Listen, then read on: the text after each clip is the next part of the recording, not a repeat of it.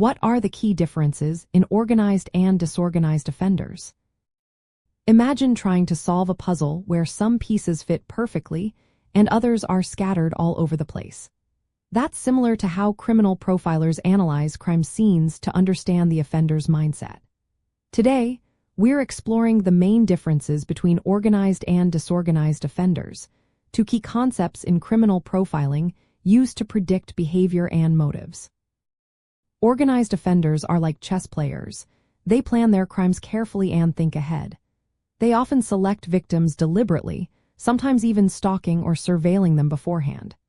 These offenders tend to be socially competent, smart, and skilled at manipulating situations to their advantage.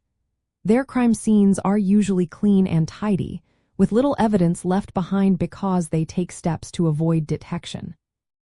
They often bring tools or weapons prepared in advance and may abduct victims from different locations to reduce the chance of being caught.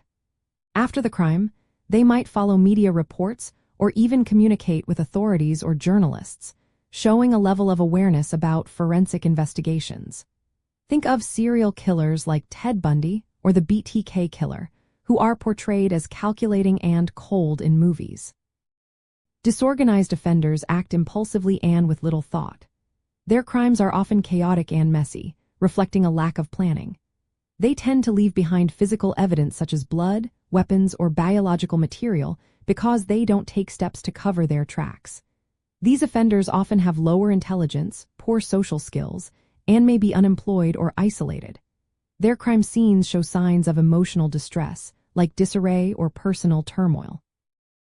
Unlike organized offenders, they rarely return to the scene or follow media coverage.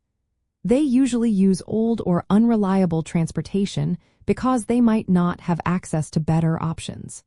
Their behavior shows personal limitations and a lack of control over their actions, which makes them more unpredictable. From a forensic psychology point of view, these differences help create profiles of the offender's personality and motives. Organized offenders are often seen as more controlled and sometimes psychopathic, while disorganized offenders may be dealing with mental health issues or emotional disturbances. It's important to note that many offenders show traits of both types, so the strict division isn't always clear-cut. In movies, these differences are exaggerated to make characters more interesting. Organized offenders are shown as masterminds, always thinking ahead, while disorganized ones are portrayed as erratic and unpredictable threats. This contrast helps viewers understand the criminal's mindset and the challenges investigators face. Law enforcement uses these clues to analyze crime scenes, whether the scene shows signs of careful planning or impulsive chaos. This helps narrow down suspects and predict what the offender might do next. The main differences boil down to planning, social skills, how tidy the crime scene is, and how the offender behaves after the crime.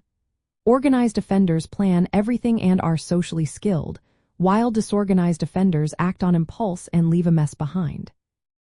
These profiles are essential tools in criminal investigations and make for compelling storytelling in crime movies.